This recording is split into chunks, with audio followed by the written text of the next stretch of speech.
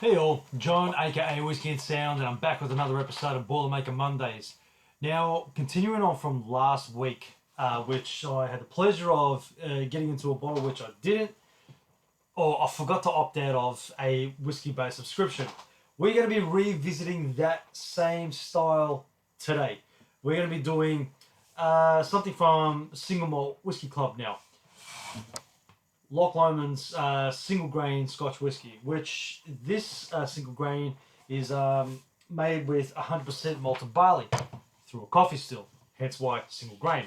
Now, Lomond is one of those whiskies I've really got to be in the mood for, so I'm not in a hurry to go out of my way to go and get it. So hence why the intention was to opt out. But next thing I know, there's an email saying, your whiskey's on the way. Shit, happened again. Anyway, so we're going to crack this bottle open. I have not tried this yet, so now I've tried some of the Loch Lomond peated stuff and some of their core range, and yeah, like it's one of those acquired taste, whiskies. It's all right. So I mean, is it the greatest stuff? No, but do they make some cool stuff? Yes, they do. So like, it's not my general go-to whiskey, hence why I was looking to opt out of it. So. What are we? We're 46% on this one, and it's being finished in American oak, American oak barrels. So, where is my trusty glass? Let's go with this bad boy here.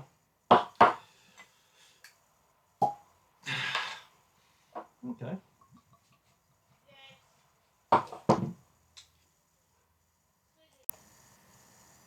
Sorry about that. I had to go answer the door quickly. So, now back to where I was. I literally just poured this, so now it's had about 2 minutes of airtime.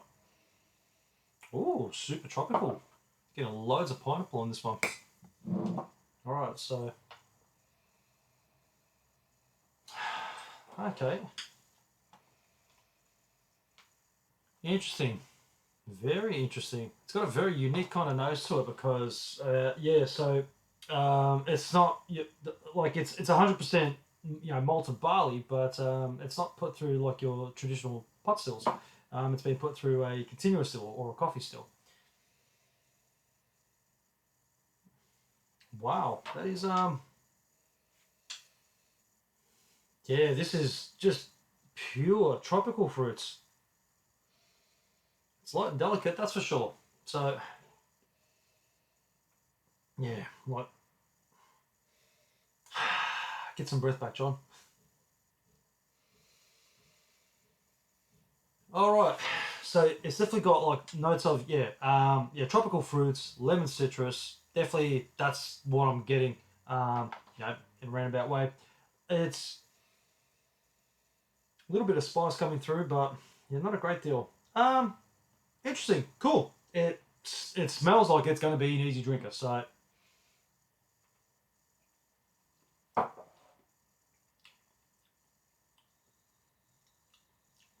okay.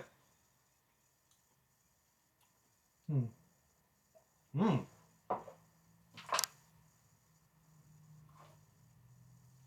That's a bit better. Coat the palate. Ooh, okay.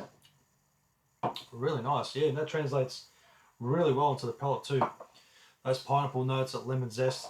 Lovely bit of spice to it.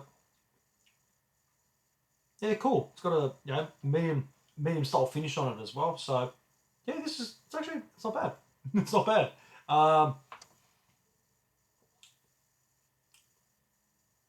Yeah, really good actually.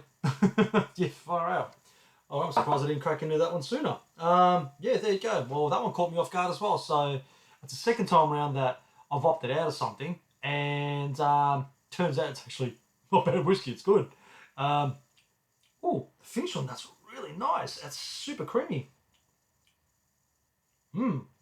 What to put you back with?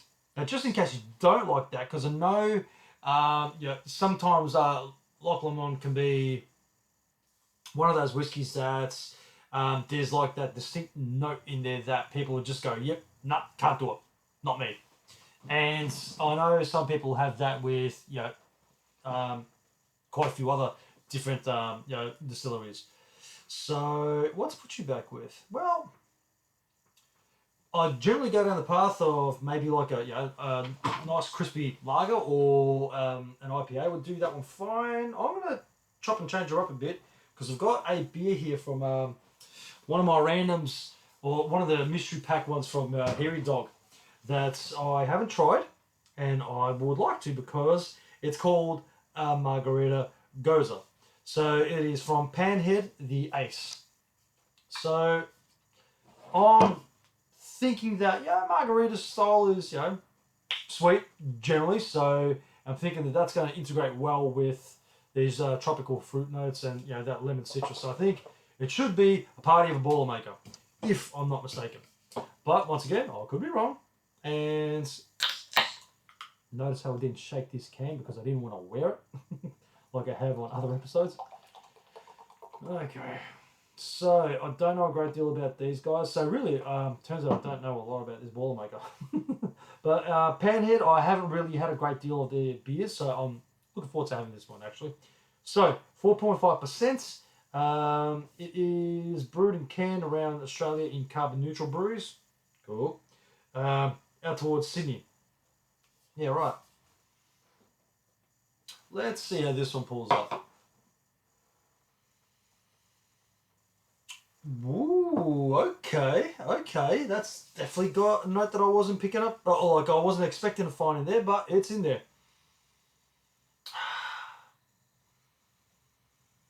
Yeah, I get where they're trying to mimic that margarita feel. So let's see how it turns out. Right, let's go beer wash and whiskey rinse. I might go top up this glass a little bit more. So, oh yeah, big time lime notes on that one for sure.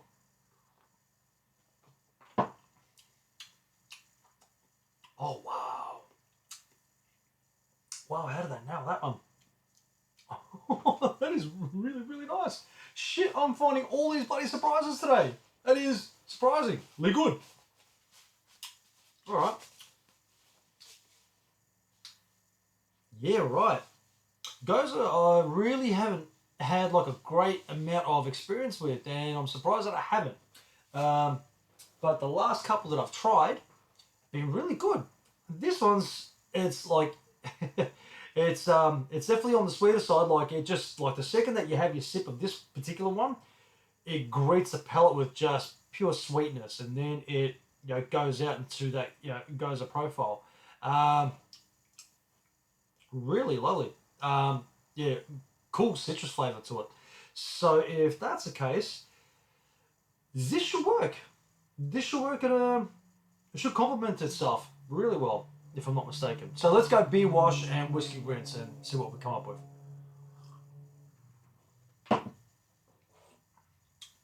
Oh, it's like lime cordial. Wow.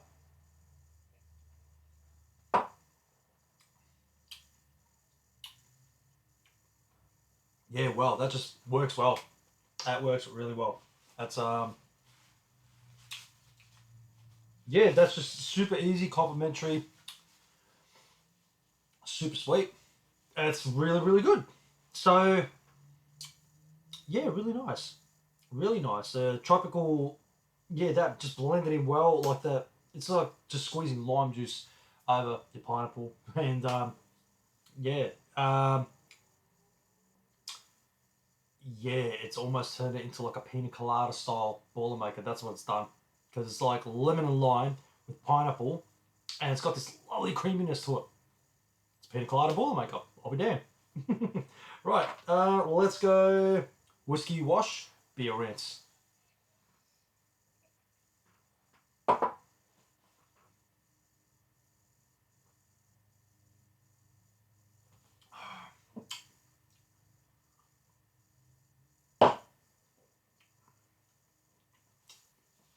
If you like pina coladas. Oh man. What a pairing that is. That is so damn good. What a lovely accidental surprise that is. That is fantastic. If you were fortunate enough to get your hands on, I'm gonna say if you were fortunate enough to get your hands on this particular whiskey, find yourself a Margarita Gose and go ham. Like, it is really good. Really good. So, wow. I'm going to say that this will pair back with, it pairs well with, you can either put it with an Irish whiskey, but it's got to be bourbon cask. So Irish whiskey or Highland style whiskey, bourbon cask, because you're going to get those lovely tropical fruit notes that come through, especially with, like for example, Teeling. Their bourbon casks have like a real tropical, like the passion fruit, pineapple. It's all in there, and it's still got that creaminess as well from the triple distill. The margarita mix here just goes so well. So yeah, that's bloody surprised myself with that one.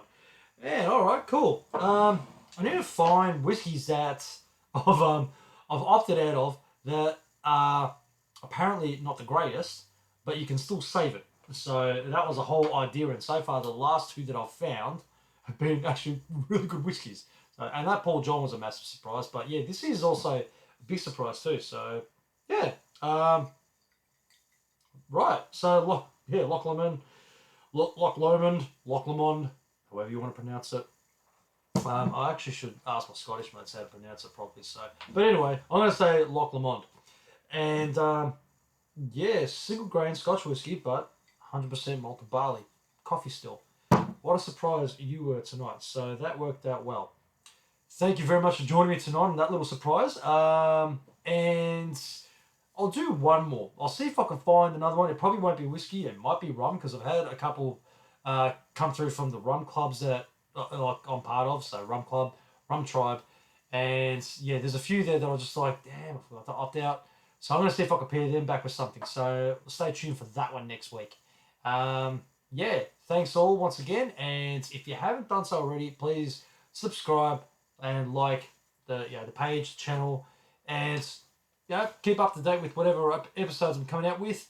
If you do want me to come out with something to try, I know there's been a couple of comments where they want me to pair back some, want me to recommend something to pair back with these particular beers. They're beers that I haven't tried, so I'm like, you know what, I'm going to do a future episode with that. So don't be shy, because keep the recommendations coming. Or if you're curious about what could pair back with something, throw the recommendation at me, or the inquiry at me, and I'll make an episode out of it. So then that way you'll get your answer, and you'll see a genuine expression as to whether or not it worked or not. So anyway, stay tuned. I'll catch you next week on the following episode on the opt-out corrections, if you want to call it that. All right, catch you there.